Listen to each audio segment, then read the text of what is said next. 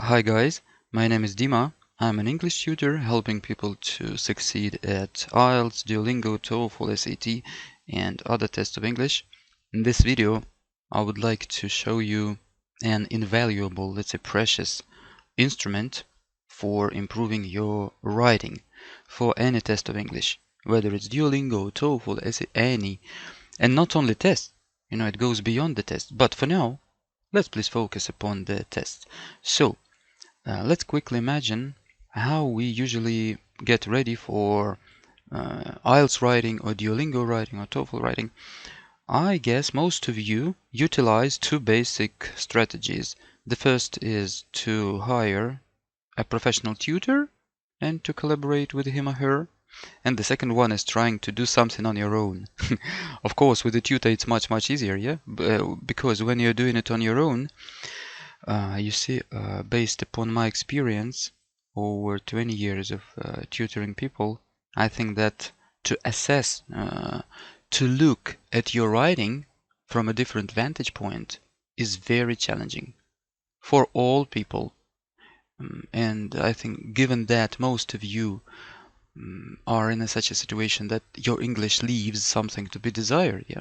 So just to write something and then to distract yourself from that and then to come back and look at it from another perspective is very difficult, next to impossible, yeah. Of course, if you have a tutor, then it's much easier, but for some reasons not everyone invites a tutor. And even with a tutor, for instance, when you're doing a homework or something, you can preliminarily or pre-check, pre-evaluate your essay. So how can we do that? You see, there is a beautiful, I'm sure marvelous utility called Google Docs. You know all about Google Docs, probably, such a service by Google. You see, Google is a very powerful, I mean, intellectually powerful company. I have never heard that Google has produced something of a low quality in its software. And so this utility Google Docs is not an exception. Let me show you. So what can we do to improve our writing? For instance, you go to Google Docs, then you open an empty document, you see, like this. And let's imagine that you have written an essay. Here I have taken, for an example, a Duolingo essay, you see? But it doesn't matter, Duolingo or IELTS or TOEFL. I have taken Duolingo because it's just shorter.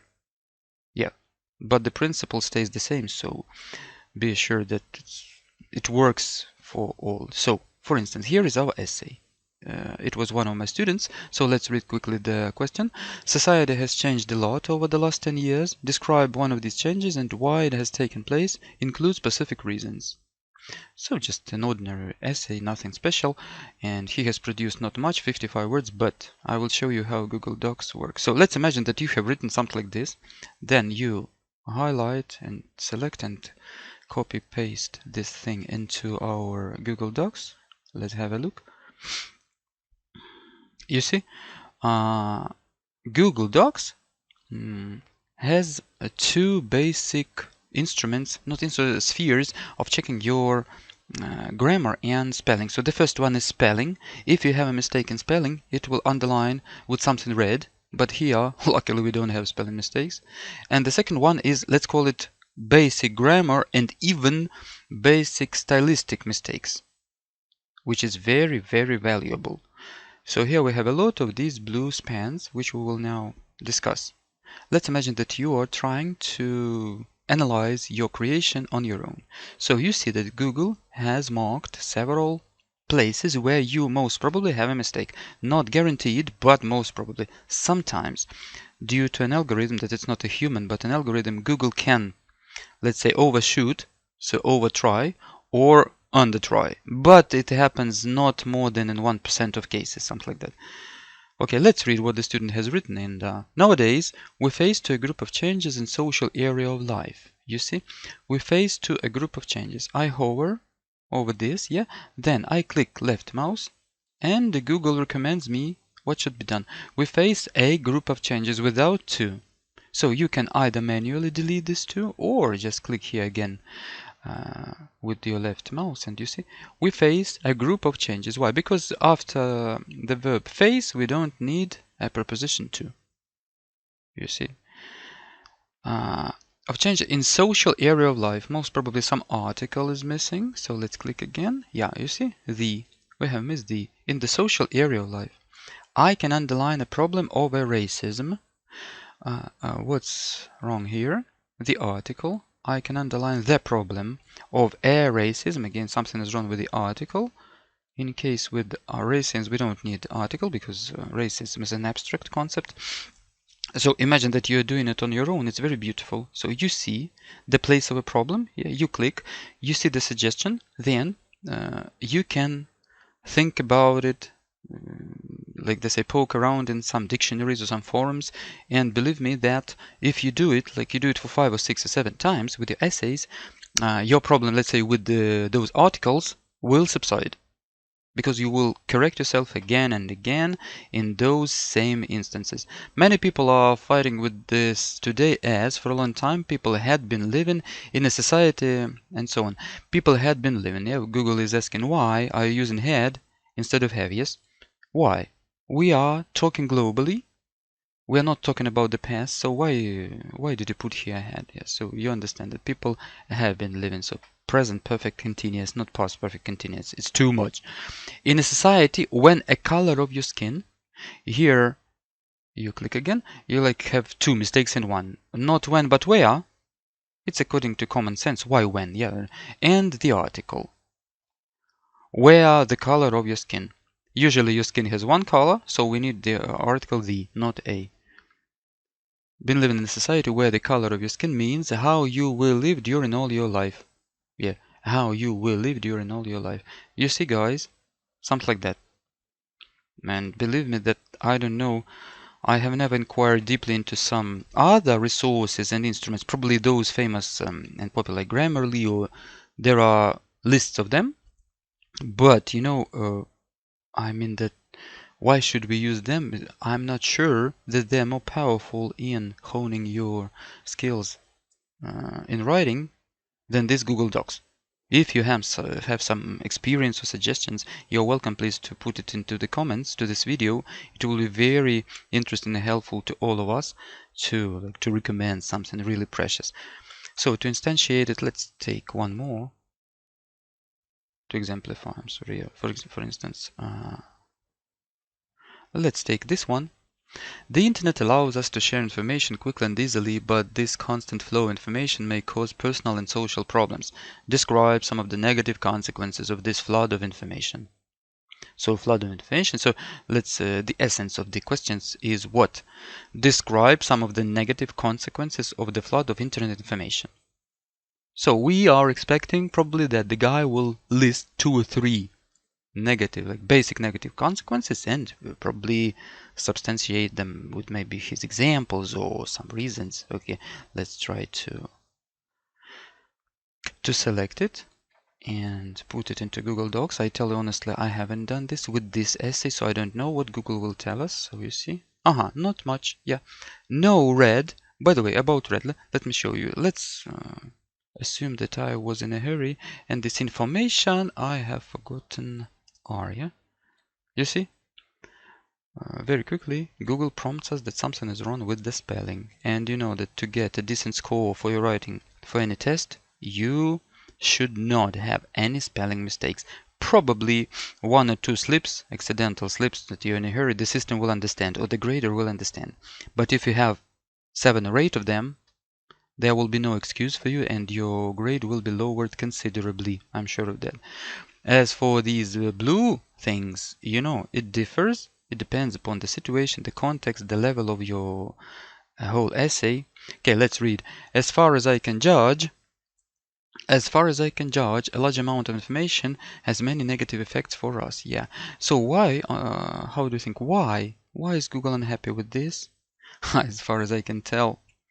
You know, guys, this is such a situation when the matter is in style, yeah? And the style is such a thing that all of these things, like Google Docs and maybe that Grammarly, it's very difficult for them to decide whether you are not even right or wrong, but what to recommend, because the style is such a thing. You're an author, you have your own unique style. And probably in this situation, as far as I can judge, can be left safely. because, you know, not to use 100% beaten cliches, like as far as I can tell or something. This guy has decided to use as far as I can judge. I am honestly not a professor of linguistics of Harvard something, so I feel that it's okay. Probably it's a bit different from those standard conventions, but it shows that a guy has a decent level of grammar and he wants to show in some case that the peculiarity of his style. If you feel that you cannot agree to this, then please write in the comments that it cannot be so. Okay, a large amount of information has many negative effects for us. On us. Okay, to start with, effect. Here he has lost a comma. I don't know why Google Docs has overlooked it. A fact that people stop their thinking when they consume the information, as thinking and consumption of information are absolutely different processes in our brains. Okay, to start with, a fact that people stop their thinking when they consume the information. He wanted to say that to start with, there is like a fact, yeah? And you see what Google is saying? The fact that, even the fact that it asks for some continuation of this clause, but the student is not providing. So I would write something like there is the fact that people stop their thinking when they consume the information, as thinking and consumption information are absolutely different processes in our brains. Okay, secondly, a flood, it's accidental, capital A, a flood of data can confuse anyone because we already do not what information we can trust. Obviously there is some mistake here. Let's decide before Google Docs shows us, because we already do not know, yeah? Do not know, you see? Google guesses correctly. We already do not know what information we can trust. Okay, something like that. You see, I'm sure that Google Docs alone is sufficient for you to get not extremely high, yeah, but a decent score at your writing. For instance, if we take TOEFL with its maximum of 30 points, yes, so over 20 it's for sure. Duolingo maximum 160 for production, over 100 for sure. And IELTS, the highest is 9, so more than 6 with these with this utility you can get easily. I'm sure of that, even without the teacher. The only aspect is that if you are a beginner in English, so even these prompts by Google Docs will be difficult for you to analyze in those forums and other references. But if your level of English is like advanced or something, so this is a very nice utility. If your level of English is advanced, you will not have many of those blue things there. But anyway, you can even speculate and ponder, because you see, in some cases I don't agree entirely with Google, yes? So it's very helpful that you think, you discuss with yourself, why should I agree with Google or not? It's very, very helpful, because those processes, mental process, they help you to improve your writing. Okay, my friends, I think that I have showed you something really precious. If you haven't tried it yet, so please give it a go, and I'm sure you will be very, very satisfied. If you want me as your tutor to assist you professionally in preparation for Duolingo, IELTS, TOEFL, and all other tests where your command of English is involved, so please contact me. The links are in the description to this video. Okay, I wish you success at English tests, and see you in our next video.